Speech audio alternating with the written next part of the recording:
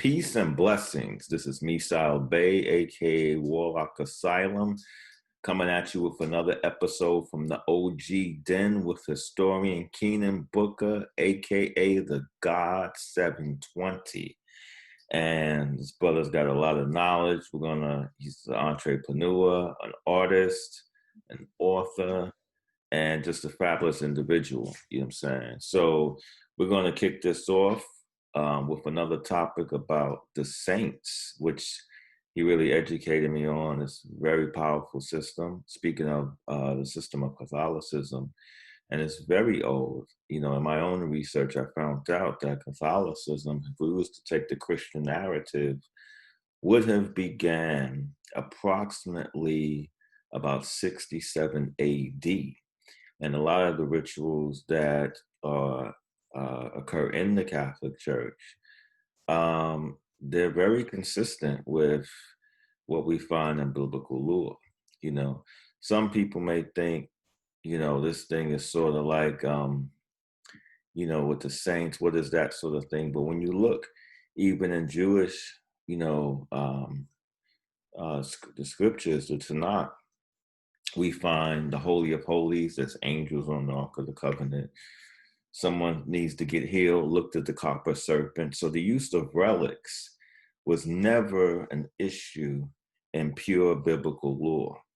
But I'm going to turn the floor over to Brother 720, and he's going to drop some knowledge with us about the saints. We were specifically talking about Saint Benedict the Moor and his influence and that sort of thing. But you can take it wherever you want to begin at, brother.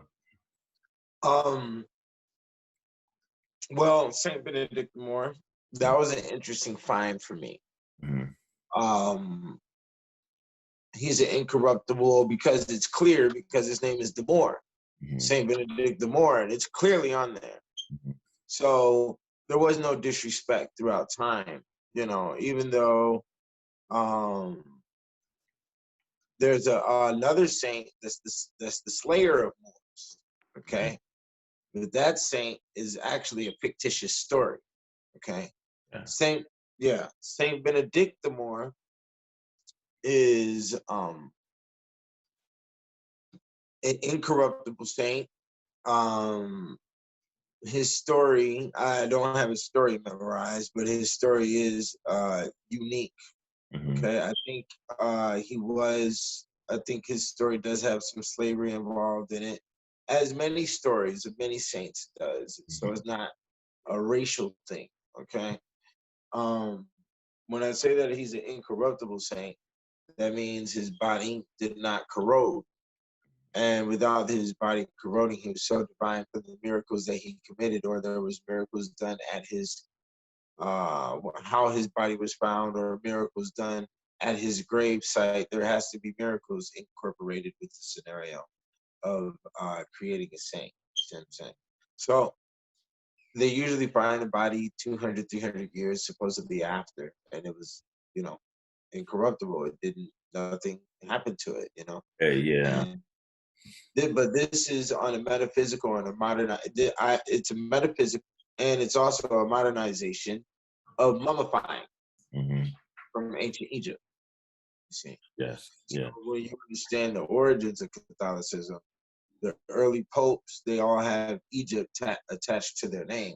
Mm-hmm. So there was definitely a science that was being drafted out that was incorporated and merged with and modernized through Catholicism's ancient Egyptian system, right? Mm-hmm. So a lot of saints come from North Africa and things of that nature.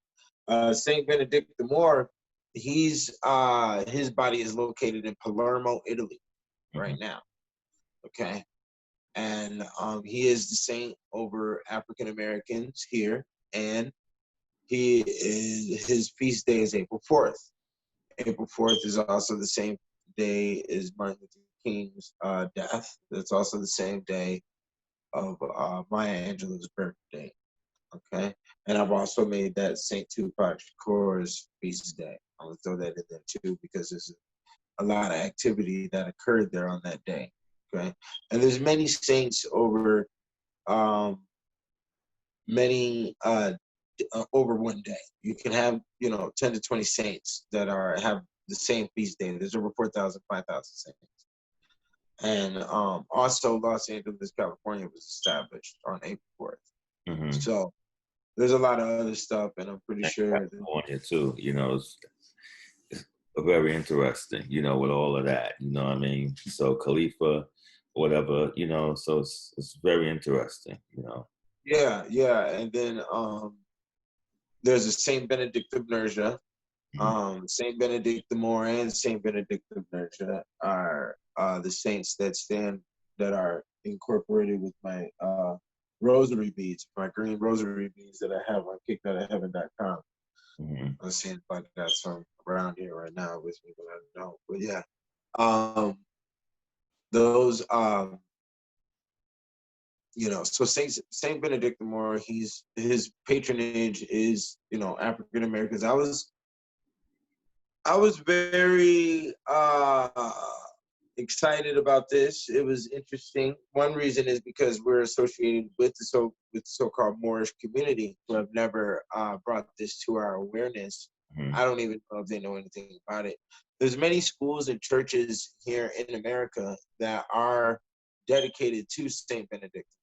Okay, and one of them has a statue of a saint standing on top of it, and he is solid black. Mm-hmm. Okay, so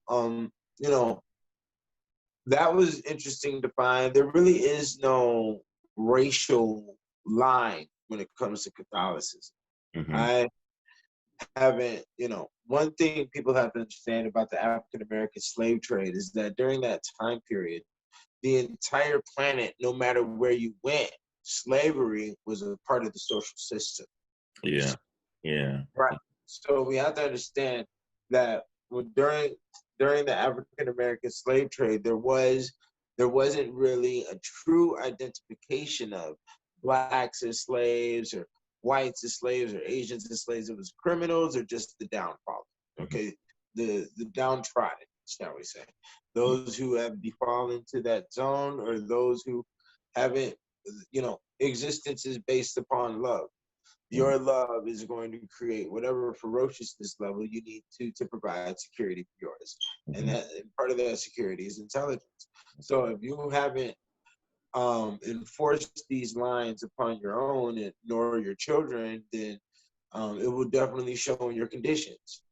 And those conditions, if you live in squalid conditions and if you accept that as your existence and you do not demand greater, then you have also fallen in position to be inferior to those who do not think like that. And for those who do not think like that, can automatically, manipulate you and utilize you in whatever format they want to. This is the law, the rules of engagement that we have. You see what I'm saying? So I say all that to state that, yeah, you have Jewish money, Catholic money, and a lot of other different forms of money that were involved in the slave trade. But what you have to understand is that at the beginning of the slave trade, when it comes to the African American side, because there's been many different slave trades all across the planet in all different time periods, okay? So it didn't start out with a direct identification on, we're going to take these black people, okay? Because during the medieval times, and this goes into the Moorish position inside Catholicism, you have Christian Moors and you have Catholic Moors. Christian and Catholic Moors, the ones that joined the orders had to develop a couple of orders in order to kidnap back their people from Islamic Moors. So, right, and they were both black. So it was black people kidnapping black people. Okay, is what you have to understand. Okay, so I talk about this because in the 1200s, 1300s, 1400s, you got a lot of orders being developed, and at that time, it was a common practice for Jews to kidnap Christians, Christians to kidnap Jews, Muslims to kidnap Jews. Well, the Muslims and Jews never really had extreme funk in between them during the courses of history from what I've seen. Okay? Yeah. But when it comes to usually in the historical pages, we see more hatred focused upon the Jews and more self-righteousness of that hatred focused on Jews. Okay. So then you have that later on there's conflicts in with the Muslims. So I'm saying all this to say that everybody was kidnapping everybody during these times. Yeah. And there's a lot of saints, black saints, that come from this time period that were incorporated into the Catholic structure. And there's also saints before that. Saint Cyprius, like Cyprian, like you ran into.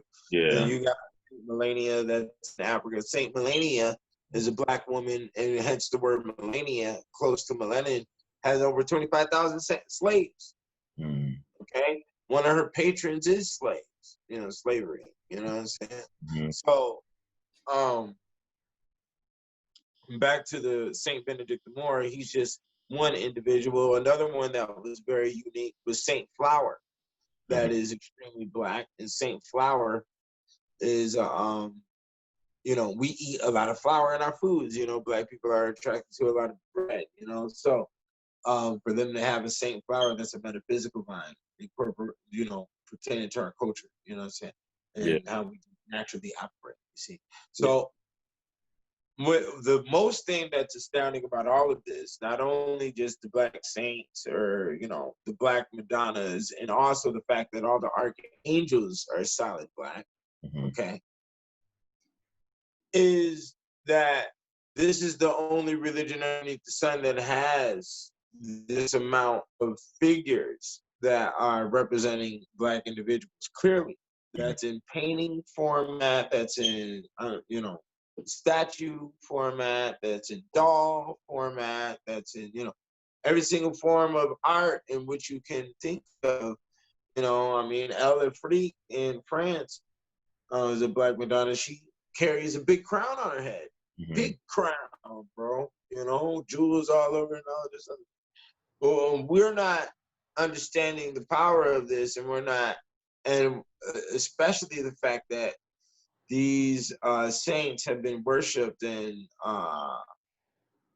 rituals have been dedicated to them for eons, hundreds of years now already, before we running into it right now. So they've been over there. I mean, bro, I've seen it. You've seen me throw out the pictures all on the Instagram.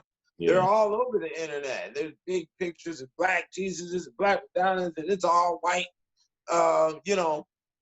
Crowd out there parading with them, holding up the doll, and was like, what are you talking about? And a lot of black people don't know what they're looking at because they don't have the historical literacy to really comprehend what's going on. Because you gotta study a lot of tribes and understand to a point where human and ritual will never be divided, just like medicine and magic will never be divided. So you wake up in the morning, you hit your alarm clock, you hit your, you maybe sit there and flick through your phone for a second, go hop in the shower. This is your ritualistic activity. So how you eat your food, what you may eat during the course of a month, this is all ritualistic. We're not programmed to see it like that. Or we're not given the intelligence to view it in that eyeball, but that's exactly what it is. Yeah.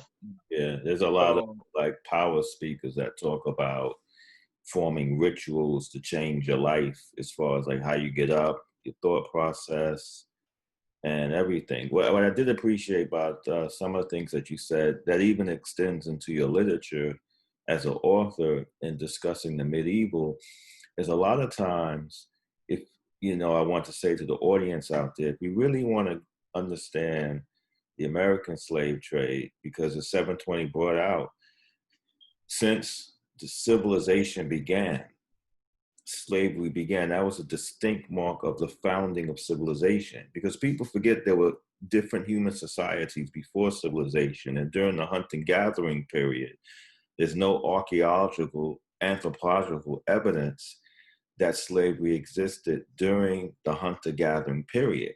But for those who established civilization, was when slavery was established. The other thing is that definitions of slavery if you apply them today, you kind of get an idea of how the system worked. For example, in Roman times, a slave was a person who received weekly wages. It's very simple. So now you look at how many people receive weekly wages today. In the American slave trade, there was, it's a lot of horrific things going on, but there were other things that were happening that, make you go, like slaves can own property. Indentured servants couldn't. They could own their own businesses, things of that nature. So, what is freedom really? You know what I'm saying? But what I believe Keenan Booker was getting at, as far as with Catholicism, if you're looking for dogma, that's not what we're talking about. We're talking about the science behind the sainthood, the science behind some of the rituals that affect a society that was birthed from Catholicism. You know what I'm saying? And the amount of melanated people within Catholicism that is just completely erroneous. The religion of Protestantism was the catalyst of the Ku Klux Klan. It was like the foundation of the Ku Klux Klan. So that's why when Kennedy was elected president, there was a fear, not only among but among the clergy of the Protestantism. There was a fear, like, this dude's Catholic, he might be president, he might be in cahoots with the Pope and all this crazy stuff. But when you look at the KKK, there's something, we'll probably draw another show up. I have found one of the manuals that deals with membership and their creed. And one of the amazing things about their creed that fascinated me was it was a part of the creed to preserve the Negro race. That's part of the Ku Klux Klan's creed, but only as second, as subjective humanity. So when you understand that that's part of the Ku Klux Klan principles is to preserve the Negro race, because their point of view is that these were one of the animals that were created before Adam. So their destruction is like fated because there were older race that's dying like older races before. So we're not going to interfere with that process. We're just going to guide it, you know what I'm saying, and let it happen itself. That's their viewpoint. But when you understand that, you can look at the political world and really not get caught up in the brainwashing, because you can understand how a politician can get up and talk about doing things to preserve the Negro race, because that's part of the Klan's agenda. You know what I'm saying? And so just let them die out their own way. You know what I'm saying? But in Catholicism, as you mentioned, there's a lot of saints, and the energy, is untapped, for the most part, by people of this hemisphere. Like, no one's talking about Saint Benedict or praying to him, using the mind energy to connect with his mind. And then let alone any other leader that exists in this hemisphere, because everything is affected by Protestantism. So that factor in itself limits the African-American population for being able to utilize mind energy to connect with these portals called saints, to tap into these resources that can help improve their condition. You see what I'm saying? You know what I mean? So that's what... Well, the thing about Catholicism, bro, is you have to be experienced, man.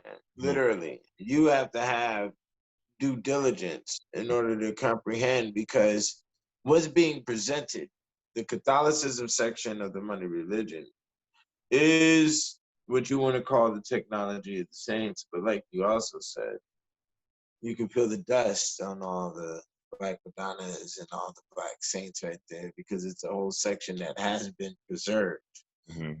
I guess for me, because I went there and I claimed it, 120 different Black Madonnas are in volume 3. Oh yeah, the books will be here. So the books are here. Okay. So make your orders now. You know what I'm saying? So all 3 volumes for $100 in full color. You know what I'm saying? So I had to put that together, and then the archangels and all of that. It is a technology system. You have to understand that there's a full map. And this map is aligned with, it mirrors astrology. A lot of the saints have ancient gods inside of them. um, from different mythology systems, Mm-hmm. and there's a lot of power that can be harnessed and utilized here, but it can only be utilized once you understand the principles of love. Mm-hmm. And the principles of love is a difficult one for Black folk. I'll just say it. It's difficult. The mind structure really isn't designed for it. Mm-hmm. The way they naturally go about things. And I know that's hard. That's hard for people to take or whatever, but I know what I'm talking about. I've seen a lot. I don't want to go through a whole bunch of personal experiences to draw up examples of what I'm stating, but you all know. Well, I mean, it's clear in the rap music. I mean, there's ghettos in the world that are worse than American ghettos, right? Mm-hmm. But does the music from these individuals in those ghettos come out bragging about the ghetto? Mm-hmm. Do the people that, Yeah. No, they don't. They Yeah. don't. You see, African American music in America is the only music that brags about the ghetto, brags about females in degenerative status. I pay child support type thing, and they'll wear a T-shirt with a girl on a stripper pole. You know what I'm saying? Mm-hmm. That is just a part of the Black culture thinking dynamic, and that's what's being. We don't know if it's art imitating life or life imitating art. Whatever the case, the fact is that it is there. We can get on Amazon right now, and there's books being written where individuals are saying, this hoe got roaches in her house. That's the title of the book. Now this book is getting 1,000 sales, 10,000 sales, and guess who's buying it? Kids in Germany, and kids in Australia is buying it. And you got little white kids in Wyoming and Colorado reading this garbage. And this is feeding the imagery and the view stance on the Black race, you see what I'm saying? Mm-hmm. So there's a lot of the whole mind structure of the Black culture on a standard is negative, is degradative, it's worthless, it's dependent, it's not, a conquering mentality, it's very fearful, for it to take 300 years for somebody to study the individuals that you're complaining about, it really shows the fear status, and it also shows the mental capacity. I mean, you know what I'm saying? Like, I think a lot of hard. it is downtrodden, and some of it, because the thing about it is that there's a certain conflicting element in the community, and the element is that we need help, and then the other element is that we're equal. So those are conflicting elements. You can't need help and be equal. It's a conflicting element. So if a person says, look, we need help, we're in a bad situation, you have to realize all that entails. Because when you say that to someone else, and you say it to someone who was abusing you, whatever, that can mean that you need medication. You might be psychologically in need of a diagnose, different things of that nature. That's how that's being perceived.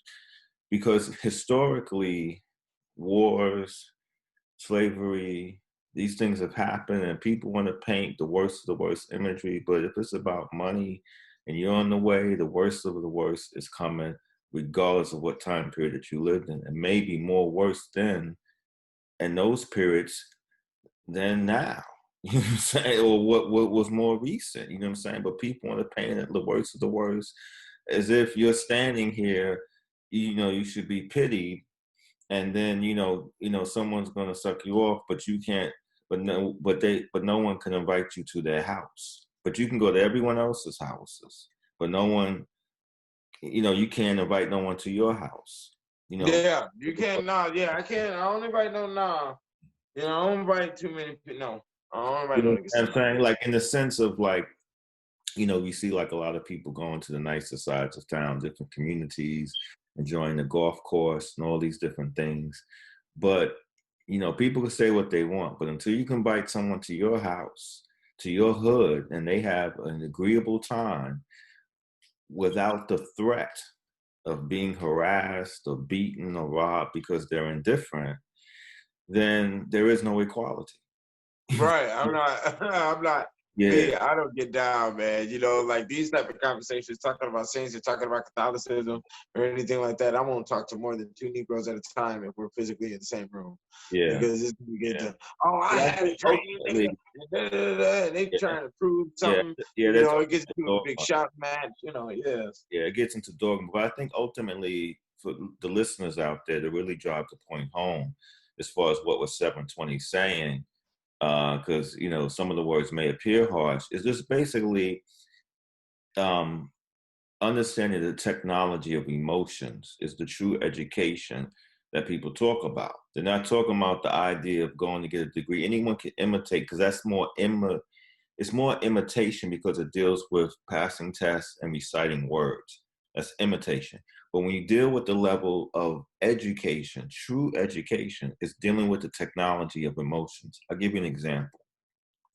You can have a group of people who have been oppressed go to a rally and they could talk about their enemy and get very upset. They did this to us. They did that to us. They did this to us. But if there is no discourse about healing, what will happen is that those people will go back to their communities angry, and they have no way to turn the anger on except to each other. And it's inevitable, because once anger possesses you, it has to have an outlet. If you're not in contact with whatever that outlet is, it's going to flip on each other. And this is how truth without virtue could be distorted. So all of these goons who talk about positivity by inciting hate amongst other people that's deemed as positive is not positive, and it tears down the community. The second thing is that you cannot beat the karma of life. The idea that life has mistreated you has a lot to do with some law that's been broken. And usually, if you listen to any civil rights leader, they will admit that in the fine print, although they try to encourage the people to move on. And a lot of that times that's lost. Work on the mental and the emotional technology, and you can do wonders. But if you stay in the sense of being, we're saying, tell someone that we're equal and that you were abused and the worst of the worst, that's like, even now when I look at the voting and people say you should do this and you should do that, that sort of thing. Maybe you should, you know what I'm saying? It's up, those things are personal, up to the individual. But I have to kind of compare it to, if you really feel abused, other than what the media makes out of it, because the media was never your friend anyway. You know, anytime an article comes out, you could be a suspect and you're in the newspaper. But now all of a sudden the media is behind you and they're reporting 3 or 4 stories on the road that they would never reported years ago. So I have to wonder. But what I do know is I never knew who Walter Cronkite was voting for. That's the real news. See, when it gets to something else, that's editorial news. But I never knew who Walter Cronkite was voting for. You understand what I'm saying? Because that was real news. It wasn't about what his opinion was. He was just there to relate the facts. All this editorial news, when you remove that, you get an idea. But what I was going to say is that if you look at the situation of people who are oppressed and the idea of voting, it's sort of like an abused woman making excuses for her lover. You know what I'm saying? Like, you giving this dude another chance, like the whole situation. It's just so like, oh, I've been abused. I've been abused. I need money. I want you to pay me, but I'm gonna make love to you every time you vote for the person. Voting, I'm gonna say this, I'm gonna bring it back around because it does affect our conversation of Catholicism. 720 is the medieval dude. I'm the Babylonian dude. I studied Babylon thoroughly. We only knew about Babylon during the late, I would say, going into the 1800s. As far as factual, people thought Babylon was a mythical city. Some people suggested it. The history was there because the Bible mentioned it. But people thought, so what happened was they found the Gilgamesh epics, and now we can prove the Bible. We found Noah's flood. You know, there was a Babylonian, Mesopotamian account of the Gilgamesh epics. So all these dudes rushed there. Why was all of these anthropologists who happen to have master's degree in laws also biblical scholars, is beyond me. But what they did find is another language in there. But to make a long story short, in ancient Babylon, there's an account that comes from a Sumerian account called Ishtar, Anana, and Dumuzi, which was later in the Babylonian days, Ishtar and Dumuzi. But the inauguration process for the kings of Babylon was like this. They had to get with the priestess of Ishtar, who had to raise up the kundalini of the king. She was designed, taught in the tantric arts to do so. You can research this online. I will put a link in the description. She would have to make the king have 50 orgasms, exactly 50 a number, in front of a crowd of 300 people. Sometimes it would take him 3 or 4 days to achieve that amount. You know what I'm saying? Orgasms. So the idea of 50 states voting for a president of the United States is completely from Babylon. It's completely from Babylon. Ishtar was a Venusian goddess. The Statue of Liberty is copper. It's a Venusian element. It's the same exact thing. There was 50 states. So who knows how that will go? Like maybe after 50 presidents, there might be a monarchy in the United States. Who knows how that will go? You know what I'm saying? But I'm just saying all of that to say, like, when you look at the voting process, if you don't really understand what you're involved in, then you're creating a karmic relationship or a dependent relationship. I mean, I really doubt that the Nazis, regardless of how nice one side of the Nazi party was opposed against the other, would Jews participate in that election? You know what I'm saying? I don't think that Jews will really participate in that election if it was two sides of the Nazi party. So if you're not going to participate, or if you have this, we need to get this, sort of thing done, and you owe us attitude, that's just going to keep you in the back seat, because that ain't going to happen. You know what I'm saying? Like, I mean, as far as old is concerned, it's a possibility. I would like to see maybe some, reparations, but then we got to deal with the fact that there were 3,775 African-American slave owners along the eastern seaboard counted in the year 1830. Are we suing them because they put money in the Civil War on the Confederate side? That was their flag. 3,000 African-American slave owners on the eastern seaboard in 1830? You don't even know what games, the population, they don't even know what games are being played on them. When you look at the Louisiana Slave Act, I think it was of the same year, 1830, no black man could buy a white slave. They wasn't even labeled as white. Once they became a slave, they were labeled as black. I've seen the court papers from the years of the early 1800s of African-American women trying to sue Irishmen for child support in Massachusetts in the year 1800. You see what I'm saying? So a lot of things have been going on that have been the same things in this country, you know what I'm saying? But I think that once you step out of these narratives that are used to keep your mind entangled, you know what I'm saying? I was listening to this woman. She's a little controversial figure on the music scene now, Jaguar Wright. And one thing she said in one of her interviews was that she was in England and she saw a beautiful couple. The guy was black as midnight and the woman as white as snow. And she said she was the only person that was staring at them in the room because she was American. And that's how everybody knew that she was American. Because this is what's wrapped around the American's mind is race. You go to a party, I'm just trying to figure out what you are, like stupid stuff. You know what I'm saying? No, I don't really think, no. I don't think that's wrapped around the American mind, okay? Because I go through this all the time, What you have around the American mind is the lack of comprehension of their environment. And that's why I wrote these books, okay?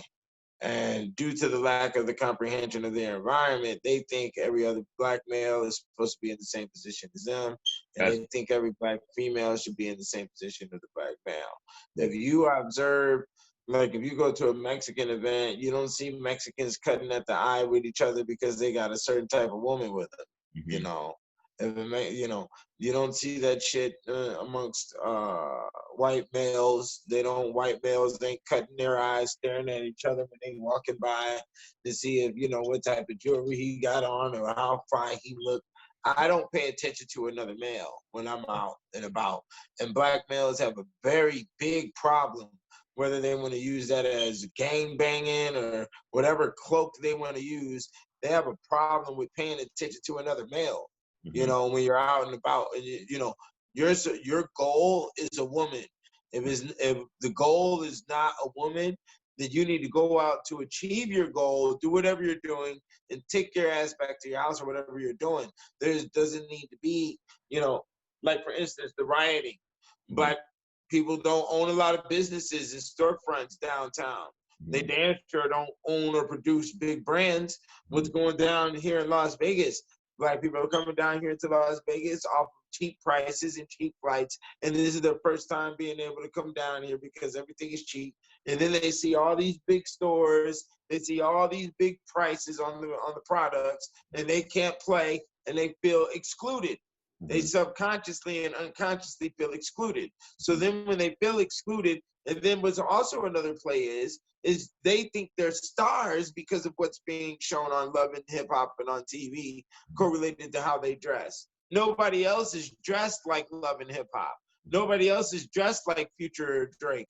The Hindu community that comes down here, the Asian community, the white people that come down here, whether they be from the Cowboys or nobody else is dressed like that. So then the black women are on the strip. They're all half naked in the fishnets, and they're, you know, they think they're the star of the show. So then when they're finally paying attention, that ain't nobody paying attention to them, they feel mad and angry, and now they got to have a chimp out. Now they blow up, and now it's a shooting, and now it's a stabbing, and now it's a screaming, and all of this other shit, because wasn't nobody paying attention to you from the get-go. Why does anybody need to pay attention to you? You have deep-rooted psychological issues. You see what I'm saying? Because you don't understand what's going on in your environment. You're not really, like a lot of black women aren't shown in Hollywood right now. What is the black female representation on TV right now or in media? What, a Megan Thee Stallion, a Cardi B who is just drunk and short her tits out? Now, I didn't have no problem with the picture, whatever. But, you know, that isn't a good view for what black women are supposed to be represented as a mother or as a wife, or the standard that we as males have created for the stereotype for a woman to maintain, you know, and she's not doing it. But if we didn't have that stereotype, they wouldn't even shave. They'd fucking Yeah, the thing about it is I kind of feel you on that, because that's one thing that I do have to compliment Keenan Booker on when his writing and also in his speech. Usually if I'm talking to a person of a melanated person, a lot of times in every other word in the speech, you would hear entertainment slur. You know, like, is this like this? And you could see that these people live through the entertainment. But here's the trick about all of that. I have to sometimes think about art is good, because art is probably one of the highest spiritual sciences. People could listen to good music or, you know, see a painting and it just transcends. There's no dogma behind it. But entertainment, here's the thing with entertainment that it's important for melanated people to understand, is that entertainers in ancient times were court jesters. You see what I'm saying? So Donna Summer, I remember when I was a little boy, she had a hit song every year on the radio. No one's talking about Donna Summers now. You know, 20 years from now, the people who are out there won't be talked about anymore. It's a fast food drug. But a lot of us live through it because it's a sort of legal game that a lot of money could be made through. But when you look at the powers behind it, it's a whole another circus. So I'm just saying that it can also be a form of a drug. Like you mentioned, a woman, she could think she's the star of the show because she's imitating something that she sees on Love and Hip Hop. Meanwhile, we have all these shows, as other people have mentioned recently in politics. Why they don't love us? We have all these shows, all this, because no one has these shows. There's no Asian top 10 show. It's all Asian cast in the United States. There's no top 10 show where there's a cast the TV is the fish tank. It's a way to look at people without being in contact with that world. And we think like, oh, we're on this because it's a force. In some ways, it is a force of influence because it does bring about a familiarity with just the features of certain people. But really, outside of that, there's not really anything that people engage. It's like, oh, here's the court jester. He's the fool's card in the tarot deck. He's playing with all these instruments, and Yeah. Let's talk about that. Now, the word entertainment is entertaint. Ment. Ment is mental. Whenever you see the MENT, that's mental. Mint. Yeah. So enter the taint into the mind. Okay. And it's tainted imagery. Why is it tainted? Because it's false. It's an illusion.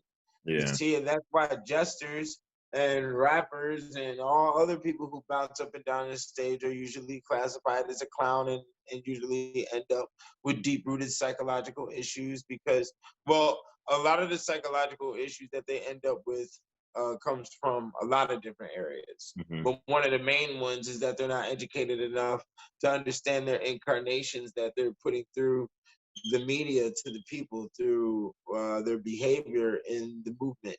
You have to understand that, when you're watching a play or some shit, is you're watching the behavior, and the behavior will align in your brain on certain acts to create a behavior inside yourself. You see what I'm saying? Depending on who talked to who, eyes, and all of this other stuff that's inside this scene. You see what I'm saying? So basically, they're planting an operation, an activity inside your mind. Okay. Yeah. So, when you're doing that, you're forcing your body inside of an illusion, but in essence, you're in a reality. So then that's where you get into the space of a jester, and you don't get into a space of any type of respect because you're enforcing an illusion, and humans need reality to survive. We need provision.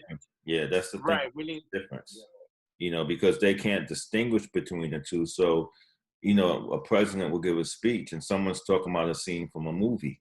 Like, oh man, Trump said this. Oh, this is like the scene in the movie. And it's like, no, that's entertainment. This is something else. So you really can't vote because you're not in the reality. You see what I'm saying? You're in the entertainment, and it becomes a blurred vision.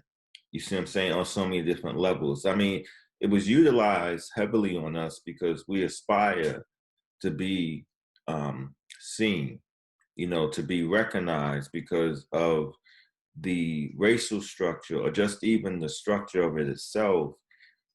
We, there's this inner doubt of our equality, let's just say.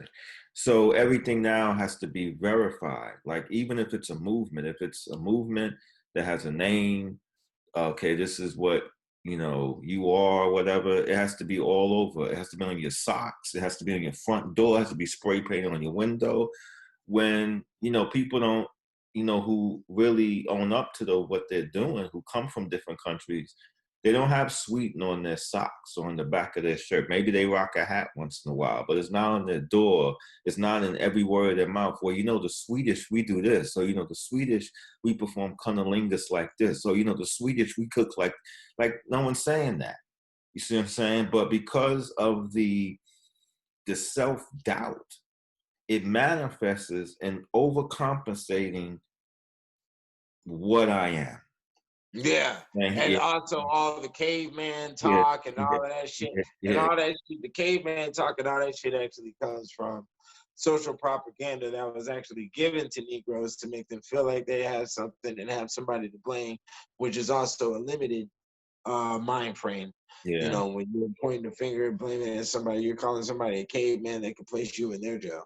So it's not even, it doesn't even make sense, So it's crazy. Yeah, like that, and the real reason the conversation went this route is because the love element in the Catholicism you were talking about. That's what I was just about to say. In order to get inside Catholicism, you're not going to be able to comprehend none of this. So even when we talk about the whole hatred of Jesus, or trying to figure out if Jesus was real or not, and did he conduct miracles and all this other stuff. It's that is not a literalism. You're not supposed to look at that in a literal aspect. You're only supposed to look at that in an energy aspect. Right. But you're not going to find that energy aspect until you go through the multitude of different saints, and you see that each saint compiles a completely different energy pertaining to their story and pertaining to their feast days and their patrons and their attributes. And that whole story and that saint is complete within that energy. Yeah. Boom, you go to a different saint. It's a different energy with a whole different story, whole different thing. Da, da, da, da. Same with the Black Madonnas, same with the Marys, same with the dates and all of this other stuff. You can feel it, you see, and you can feel it. So if you can't feel love and passion and singing to the woman and all of this other stuff, and with the biting on the rose and on the bended knee, then you're definitely not going to get an invite towards the Catholicism. Catholicism is an earned right. You have to understand, just like Judaism is an earned right. They're all right. A religion is nothing but a psychological level of thought, okay, and what you can handle. So Catholicism, on the perspective that I've introduced, is definitely medieval Catholicism, which predates the modern day thought. So do not put a comparison or a relation, because how I like to title it is called, what you phrased, the technology of the saints, because that's exactly what it is. I understand the saint dynamic in correlation to the way mythology systems are designed. I also understand a lot of other root elements pertaining to our everyday existence that is related to these saints, and that is our names, that is our occupations, that is our our style of thinking and operating, and all of that. So it's there for you. And the Catholic level that I'm introducing, and which stems from the medieval times, has a mandate of love, and it has a mandate of submission, it has a mandate of precision, shall I say. And a lot of this information and a lot of these energies that I'm coming from, they do directly come from wars. They come from mystical wars that are on the deep ancient side of Catholicism, when you want to talk about the monsters and the pagan level of the battles that the saints had to go through during that time period. This is also talking about the battle of witchcraft, the burning of witches, and all of that. These are all rites that are involved in Catholicism, and we need to be mature about it, because it is a part of human history. Okay, and that is the balance of how we operate in existence. The real thing that's going on here is the advancement of the human thought. And the advancement of the human thought, like all things pertaining to growth and mammalianism here on this planet, is puberty. Puberty and maturity is going to happen, and unfortunately, Generation X, our generation, have been stagnated by many different elements in this area. So we're not mature. We don't have complexity of thought. We do not understand ourselves individually in our gender spaces. We don't understand the existence that we live in, and we don't understand how the elements in our environment affect us, and what our play out is from that, and what the backfire, shall I say, is from how our environment affects us on a multitude of different areas. Psychologically, food wise, especially chemically. Humans are nothing but chemical computers, in my understanding. So, and that's also dealing with memory, which is not necessarily a chemical, but everything else is chemical. So I can shift you up estrogen, testosterone, so on and so forth. Yeah, and we've been altered. Go ahead. Yeah, I just want to just inject right quick, because I remember you had just mentioned about, we had gotten to start off with saints, and then we got into the situation with, oppressed peoples in America, quote unquote, Black people. And a lot of that conversation came out before we go back into where we're at, is basically that the fact that Catholicism, certain religions, you can't get into because your vibration has to be there. It's like in the plant world of nature, plants communicate to each other, but you can't see that they're going to shut down around a person who doesn't have the vibration to rise up to that point. You see what I'm saying? And so with people who are suffering, some of it is, heavily oppression. A lot of it still stems from the fact that, is it that difficult to love, your brother? You know what I'm saying? So, I just want to just throw that. That's why we had brought that element into the discussion, because a lot of times when we, like last week when we discussed about Catholicism, people are trying to get in the religious debate about dogma, and that's nothing what we're talking about. You know what I'm saying? We're talking about the religiosity of certain things. But I have come to recognize that theology is good because it invokes a matter of principle, you know what I'm saying, which a lot of times people may, if you understand yourself and you could live like, look, man, I'm living like this, whatever, then that's all good. But for a lot of people, they deceive themselves in thinking they could be above certain principles, and they don't have a really disciplined or routine way of not feeding into anything. You know what I'm saying? Certain things. So those people do need theology, you know what I'm saying? And it only be deceptive. We would to think not. I mean, I would rather be around a person with principles than someone who's I'm worried about who might be scheming on me. I mean, I think that's natural, everyone's, situation and stuff like that. But the thing is, the way the world puts it out or is put out in certain communities is that's like a form of weakness. So now you have to kind of like, do the Superman Clark Kent thing, you know what I'm saying? You know what I'm saying? To be really who you are. It's crazy, you know what I'm saying? But as far as I see a lot of individual changes, you know what I'm saying? I do see some changes in the upcoming generation. Generation X, they got caught up in a couple of devices that were set up for them. You know what I'm saying? The cheese traps, they worked, you know what I'm saying? But go ahead, brother. I don't want to cut your wisdom off on that, but I did want to eject that just to give like some groundness, to the conversation. I know like when we had spoke earlier, I think initially, what impressed me about the Catholic technology is the indestructible saints. I think you had mentioned this. And then later on, I actually looked into it. So, oh man, let me write an article about this on the blog page. I think I had sent you about the incorruptible saints. And they try to explain away the process, but it's still not understood how a body could be like 800 years old and look like it was buried 3 days ago. You know what I'm saying? And this occurs only amongst like saints.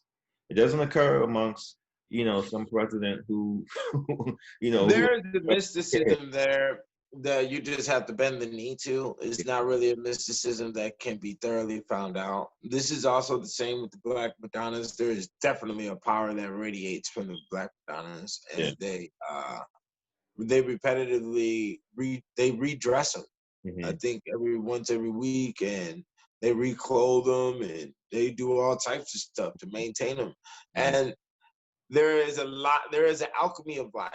Mm-hmm. These are all deep, ancient Hermetic sciences, that drafted out of ancient Egypt is making art alive.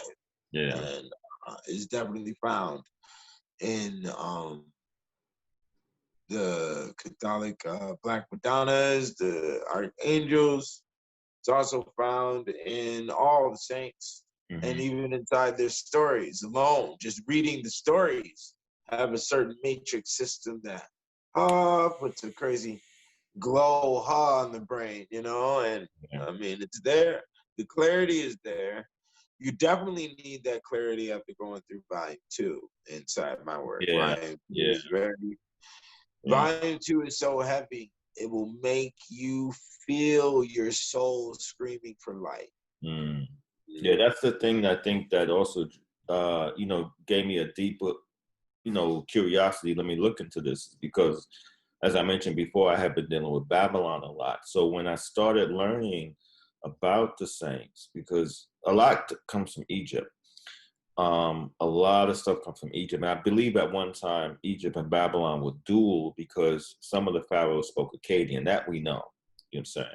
So, there's certain things that we find in Babylon, but the problem I was having, because I worked as a spiritualist with the Babylonian pantheonists for quite some time, is that it was very fragmented because you had like a lot of wars and a lot of information that was destroyed. So when I looked into Catholicism, I could see exact replication. For example, the Trinity doctrine, which is, the Father, Son, the Holy Ghost, but you also have Enki, Enlil, and Anu. And Enlil was sometimes called Mulil because he ruled over the netherworld, the Holy Ghost. But he was a very benevolent deity. He was the one that was like, let's destroy the humans at the flood, all this crazy stuff. And then Enki, it's different in the sense of the morality of some of the characters. But when you understand how to work with them from the Babylonian perspective, I guess like someone who works with Egypt, you can inherit a new device and know how to use it. The same way, if you're working with a certain form of computer technology that's dated from 1979 and you get an Apple, or some new, PC, you're like, wow, man, I could do a lot of this because I know how this technology works. You see what I'm saying? And that's the key thing. Also, I think in 720's discourse is that, when you understand how technology works, it gives you a greater appreciation for a system whole intact. I only know of two systems that are wholly intact that have mystical and alchemical properties. One is probably the Norse system with Odin and that sort of thing, because that's never really been touched because they didn't have a lot of wars up there, and Catholicism. All the other systems where you go into the Mayan civilization, everything is crushed, right? Everything is tampered with, and grave diggers, and everything is written up, translated, all crazy. That's why I didn't really mess with Egypt. That's why I always left Egypt alone, because I never, you tore up. They just found 50 new mummies down there, a sarcophagus is down there. And now we got to rewrite the whole story and figure out some other stuff. And then you fell off because you have no measurements. See, like there's no limit, there's no boundaries on it. You know what I'm saying? And and I'm glad you mentioned that, because I need to clarify. A lot of people are just the Catholic. Look, you need to understand that Catholic and witchcraft, which witchcraft in today's essence can be also classified as gangsterism, right? Yin and yang, okay? So what do you got? You got the mafia, they confessed with the Pope, they went to the Pope, to the priest, right? You got the cartel, right? Where they go, they report to the priest. You see what I'm saying? They report to the Pope. So what there is there's a unique understanding on the thin line between love and war. Because love and war is both a part of existence. And Catholicism submits to existence. And they have computerized and created this technology system throughout the saints. And that is it. You know what I'm saying? That is order. It's in order. So because I love order, because I love instruction, because I love power, because I love dominance, because I love women, because guess where I fit? I fit with Catholicism. I don't fit with that other shit. You see what I'm saying? So it's not that I'm just over here bending knee and going to mass and doing all of this. Nah, the money religion, how we operate with this understanding, is a medieval dynamic. You understand? Where many things were permitted by the priest. Brothels were permitted because it was a sewer line that ran underneath the rich and the poor, and that is a unnecessary. It's a necessary evil, is what it's called. You see what I'm saying? So that's it. Yeah, the prostitution was allowed during the time. All of that stuff is Saint Thomas Aquinas. Shout out to Saint Thomas Aquinas. Shout out to Augustine the Pope. His mother Monica Saint Augustine of Hippo. And you got to watch that stuff too, because they'll do double names but of different locations. Yeah. So you got Saint Augustine of Hippo, you got his mother is Saint Monica of Hippo, and you got Saint Clare of Assisi, Saint Francis of Assisi. You got Saint Alphonse of Liberty. I can name saints all day, bro, because a lot of once you learn them, you'll see that there's a whole system of saints that are already your incarnations because of what you've lived through in life. You see what I'm saying? But go ahead, what were you about to say? Yeah, it's a complete system, and it gives us an idea in some remote form how the ancient world worked, how ancient religion worked. You know what I'm saying? But it's advancing, and I think another thing that I want to explain to the readers is that, and it comes from me researching it. I mean, I've done a lot of different things as far as not only research, but actually working with things where once I learned a certain template, let me pull out the fire bowl and, let me work with, certain elements. And one thing I would say is that certain things, when you look at man's consciousness, it has to be in conjunction or has a continuity with what is progressive. You see what I'm saying? You can call something that is extremely ancient, but it may not have a progressive element to it. In other words, like if you look at even some of the Egyptian mythologies, you have situations where Horus and Set sodomized each other. You know what I'm saying? But you don't really see those principles in Catholicism in the sense, like no one's saying, Jesus sodomized Satan or something like that. So it's a more... Well, they do gotta, there's a couple of saints that are... Right. That I understand. But it's... The saint, hold on, let me show you. There's a saint that represents homosexuality. That's Saint Sebastian. Yes, that's true. That's true.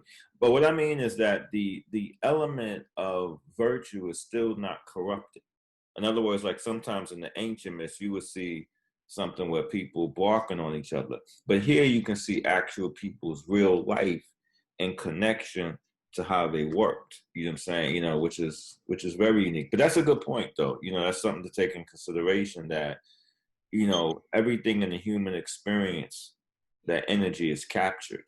You see what I'm saying? And it's understood to work through a different medium. What I do like about it is that you can go into different, outside of Buddhism, because Buddhism and Catholicism compare greatly also. But outside of those things, usually most of those religions or technological systems all amount to hero worship. Because you go inside some of these religions, you could never be Abraham, you could never be David. So no matter what you did in life, it could never be accounted for. But in Catholicism, the ultimate goal is sainthood. Really what they're saying is the ultimate goal is to be remembered. The ultimate goal is to be awake in the post-life and working with the bigger energy and helping human beings out.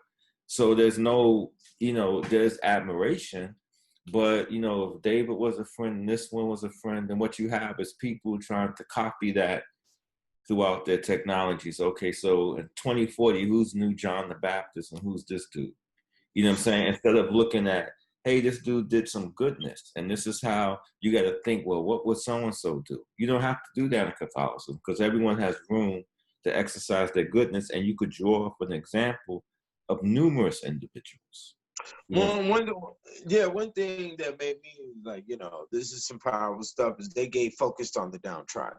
Mm-hmm. So there's saints for harlots, there's saints for murderers, there's saints for, raped children, or there's saints for failed marriages, there's a saint for, pregnant teenagers, there's a saint for orphans, there's a saint for kids who were beheaded, there's a saint for kids who were boiled, like Saint Vitus. Saint Vitus is one of the saints that immediately came to me during the whole 3-volume series, and I didn't know it until I really paid attention.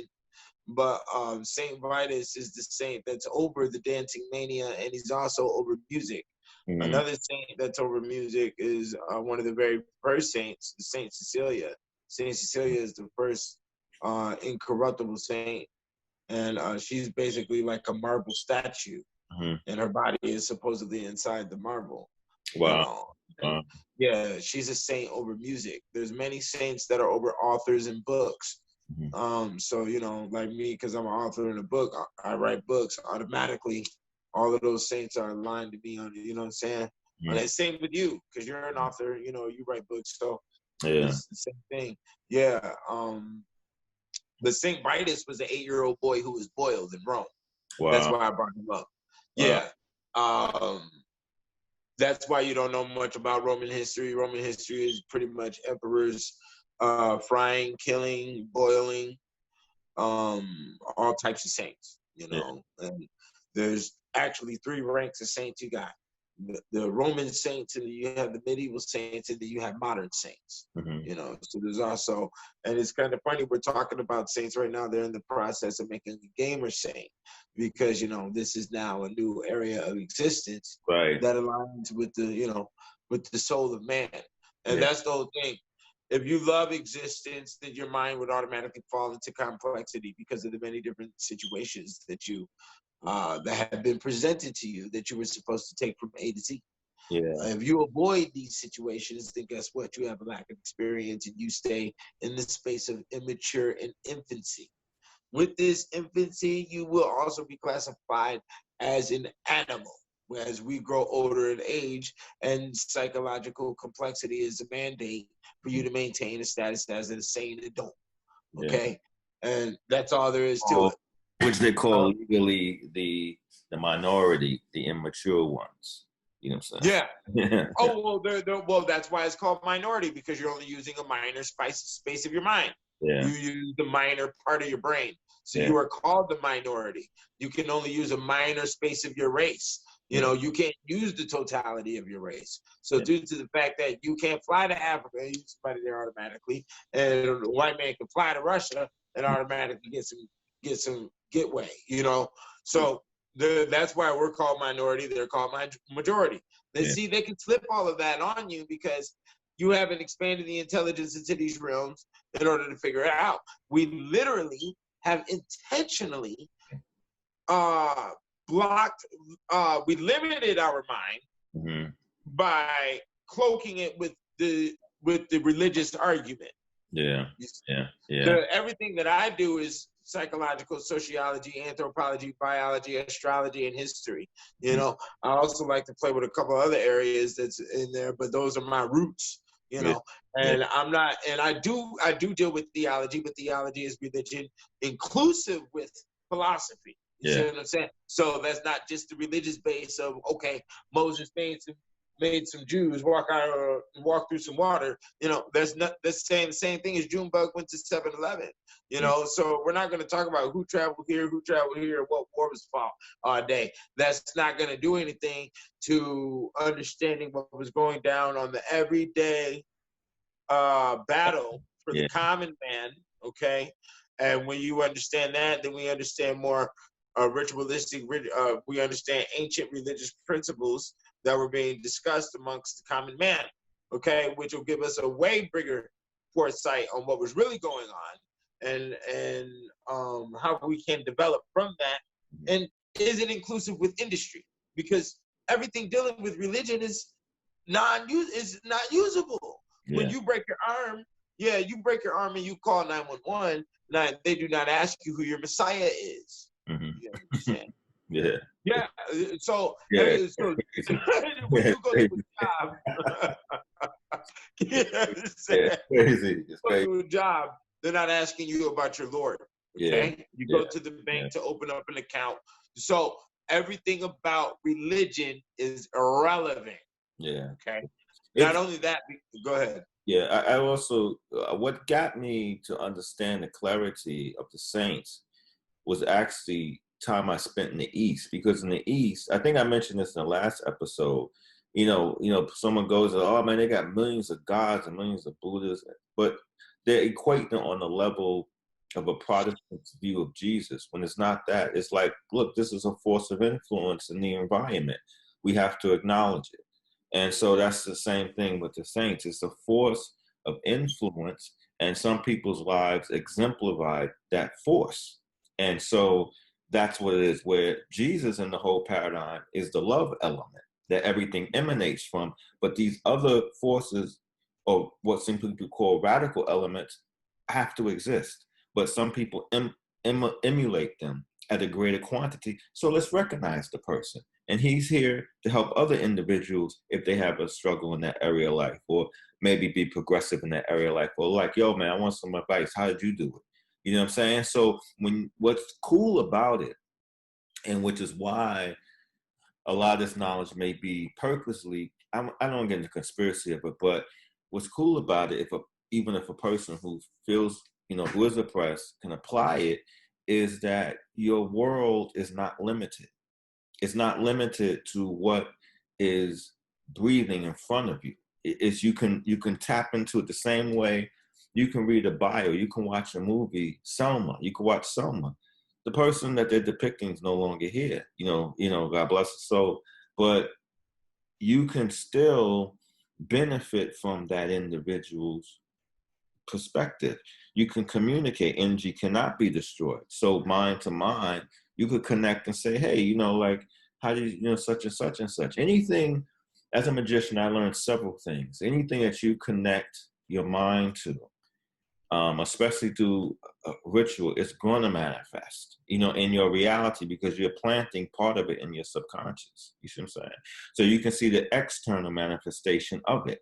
You know what I'm saying? And that you can use to guide you or to block you against other forces that you replace. It's really about, for me, it's really about like thought replacement, because the thoughts exist. So, hey, instead of me throwing this thought in my head and letting it gain on my energy, why not throw this thought in my head? Let it gain some energy so I can shape my reality through that. You see what I'm saying?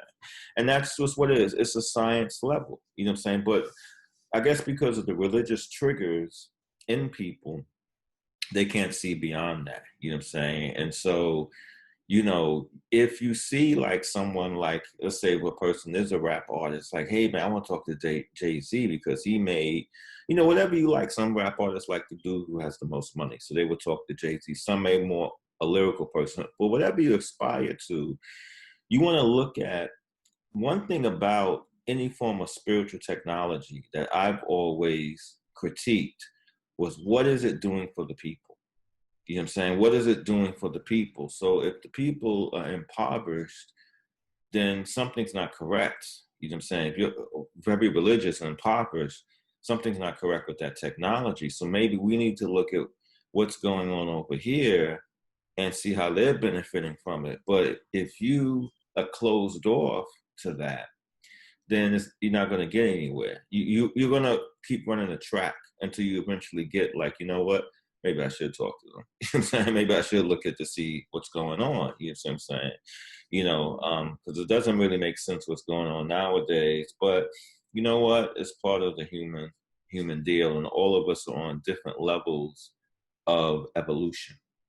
You know what I'm saying? So I doubt the world would ever be in the same place in the same time. Some conditions may be greater at sometimes, and sometimes some conditions could be worse at other period of times. And it depends on part of the earth, that you're living on at that time. So it's a lot of different things. But Brother 720, is a great to talk this evening. I mean, this conversation definitely burnt the house down, man. It really. Yeah, I was just looking it up. The Saint Victor.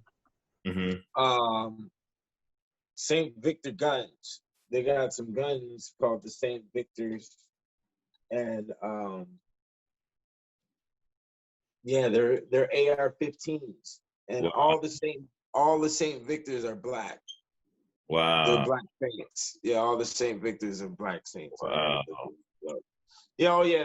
Bro, the system that this is all a matrix. It's a large matrix. I gotta give a shout out to the Hammer of Heretics, Saint Anthony of Padua. I felt it when the Saint slammed on you, when the Saint Donald slammed on my homie Donald, he's a saint over. Saint Donald is a saint over farming and whatnot. My nigga loves this shit. But anyways, when my nigga went to study in the saints, and on his job, there's saints popping up in every yard he goes to. Yeah. So when you fall into this science of saints, it's gonna fall onto you Yeah. in a reality zone, you're going to see the saints showing up everywhere. You know, Yeah. if a day gets heavy for you, if there's a lot of events going on that day, you need to look up what saints are on that day. All you need to do is put in feast day in that day, and then it shows up. You know, the bottom line of the system of Catholicism operates by its saints. They do rituals for saints. We don't use at the money religion. We don't utilize a bunch of rituals and doing all of this. We understand the complexity of the system and have respect towards the emotional structure and what it's doing for human existence. You understand? And when it comes for the maintenance of emotions in the relation, you know, like I was just looking at Saint Victor and Saint Victor of Marseilles, who was in Upper Egypt. He is a patron over cabinet makers, torture victims, sick children, and he's invoked against lightning. You know, so yeah, I mean, they got every single multiverse. Yeah, oh yeah, they got every single lane of existence covered, bro. I mean, even the folklore. We haven't talked about folk saints, the Saint Christopher. That's a whole other element, you know what I'm saying? And folk saints are heavily followed too, you know what I'm saying? I mean, Well, go ahead. Find out about Mexico, Santa Muerte. You know, that's actually the other thing that spilled me into this research. But from estimates, it's her devotees now number approximately like anywhere from 11 to 13 million, which when you look at the Jewish population globally is 14 million. So you have a cult that's almost equivalent to that population. You know what I'm saying? Right, and that's what I'm saying. So when you include that, now take that one element on that one saint, add in all the Black Madonnas, add in all the Marys, add in all the saints, add in all the streets named by saints, add in all the hospitals named by saints. There's herbs named by saints, there's colors named by saints, there's schools, come on, bro, there's rivers, there's lakes. I'm pretty sure, I'm surprised they don't got an ocean named after the saint, you know what I'm saying? Yeah. So when you take in all of that, you see that it's everywhere. You see that it's a continuous battery operating that you can utilize for power structure on whatever you want to use through the names of the saints. It's just, it's a bend the knee thing, you know? And when you bend the knee, you show that you don't have the devil's pride. And that's what's wrong with a lot of, the devil's mind. Those who are devil-minded, you see that? You see that? Yeah. We operate with a lot of pride, A lot of niggas got a lot of pride talking about what they ain't gonna do. All the humiliation stuff that you see white culture do, no matter how extreme it is to keep each other's pride intact, that you ain't utilizing pride. You wanna know why? Because pride limits you from whatever you may need to do to conquer. So the term by any means necessary, it can only be limited by pride. Pride or laziness, which both of them are, the seven deadlies. Yeah, definitely, man. This has been hopefully the audience will find this conversation very enlightening, somewhat controversial, but it's definitely stuff that needs to come out in the open. No, I wouldn't say out in the open, but just stuff that just needs to be discussed, because a lot of us are running the same lanes, the same laps, the same attitude, and those are the shackles. Those are the modern day shackles, or the shackles on our minds and our expressions emotionally. You know what I'm saying? So once we break out of that, you know what I'm saying, get out of that,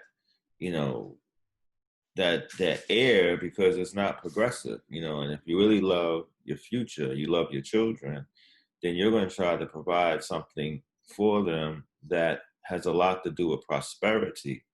You know what I'm saying? That's, ultimately what that is, because if you're suffering, why would you want your children to suffer like that? You know what I'm saying? So you find the technology that's useful. Forget what's in style. You know what I'm saying? Forget all that. You know what I'm saying? Because you're trying to eat, you're trying to live. You know what I'm saying? And the sky is a limit in front of you. You got the sun, you got the earth going around that. You know what I'm saying? I'm gonna say this, and I'll let you close. I'll let you close it out this time. But Okay. One thing that I always do, because a lot of people this year, 2020, has been definitely, a year where a lot of people didn't experience things. Things have happened before to this magnitude, but in the present generation, I never seen some things like this go on. I may have read about it or, but I never like was directly in it. But one thing I always give myself a little bit of ammunition is just every once in a while, look at the earth as if you were out of space and look at the earth like it was a tennis ball. That's how far you are from it. You know what I'm saying? And if it was your last day and you're floating away from the earth, what would you do if you can go back in the earth? And that will one day be your reality. You will one day be floating away from the planet. So knowing that, a 727, his quote of Malcolm X, you want to give it all that you got because one day you're going to be floating away. You know what I'm saying? You won't return in that form that you were accustomed to. So you want to make sure that you live out what you need to do. Forget all that other stuff. And so what we're saying is the science of Catholicism is one of the global instruments. There are a couple of others, but it's one of the global instruments. And once you have the global instrument, you can see yourself looking at the earth, floating away, and then you're like, man, what would I do if I was reinserted back in here? You can have that vision. You see what I'm saying? Because you're dealing with a universal science. But if you're limited to just the block, the 6-block radius, there's nothing that you can do with that except for that 6-block radius. So, I just appreciate everyone who came to watch the video, leave comments, subscribe, you know what I'm saying? There's a lot of things coming up. We have Hallows Eve coming up, and a lot of the books that 720's got about the Kicked Out of Heaven series is absolutely fabulous. It's a great read. It's a deep read, you know what I'm saying? It's a little bit of a extended study, and he has other material and stuff like that you definitely want to be aware of. But if you hear and you can watch this video, you know what I'm saying, it is definitely your time to shine. Don't let the opportunity pass you by because you have a lot of people who are doing it, but they're not on the radar of entertainment. You know what I'm saying? They're on the radar of doing it in reality. You see what I'm saying? So we coming on here to kind of give people an opportunity to see what the air feels like when you open up the window. You know what I'm saying? You know what I mean? That's what we're here for, to make that reality go on. You know what I'm saying? So while we doing our own thing, we have outlets that we both utilize individually that we're really dealing with some heavy criteria. You know what I'm saying? And trying to serve the community so that it too can evolve. You know what I'm saying? But I'm gonna turn it over to 720. This is me, Sal Bay, aka Warlock Asylum. And we'll catch y'all on the next episode. Everything is beautiful. Shouts out to Ethiopian Jews in Israel. Shouts out to Israel. Shouts out to China. Shouts out to Brazil and the Sisterhood of the Black Madonna. This is the Order of the Blessed Virgin Mary of Mercy as the redemption of the captives. Okay, founded by Saint Pedro Nolasco. Let's keep that clear. Okay. Shouts out to the Trump campaign, Amy Coney Barrett. Y'all leave them alone. They're good. There's going to be more money for the people. We're not doing the bidding bullshit.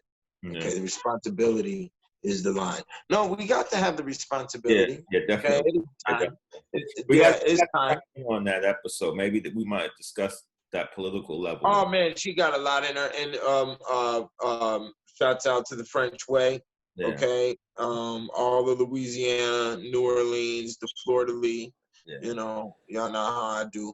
Shouts out to all of LA. Shouts out to all of Vegas. You know what I'm saying? Yeah, that's how we gonna keep it, man. Y'all come and get the Kicked Out of Heaven. 3-volume series. Ain't no Illuminati, ain't no Masonry, mojo going on, ain't no heebie-jeebie. Okay. You niggas get off your ass and stop creating excuses. You know what I'm saying? Oh yeah, shouts out to all the Haitians and all the voodoo in Haiti and Palo Monte, Palo Mayambe and Cuba. All of that. I does all of that. You understand? The Congo too. You understand? So yeah. Oxford and Cambridge and all of this bullshit going on in the royal house. Meghan Markle, get that fucking shit out of there. We need silence and respect. These individuals aren't supposed to be on the fucking no goddamn videos and no fucking applications. This ain't no Instagram season for those who live in castles. You understand? Let's have some motherfucking order back on this planet. You know what I'm saying? Oh, and the uterus, you already know. We hunting for that ass. Newt, I'm coming for that ass. The literature's gonna be written. Yeah, that's all. Nigga laughing over here. Nigga, that's I'm coming. You understand? So yeah. So y'all watch out for the next books. Y'all get the kicked out of heaven, man. I'm gonna go out here and have a food on the streets, man. Yeah, we out, man. We're gonna be out of here, man. Let me just shut this down, man. All right. Peace out to Brooklyn too. You know what I'm saying? No, peace up. So we'll catch y'all later. Peace.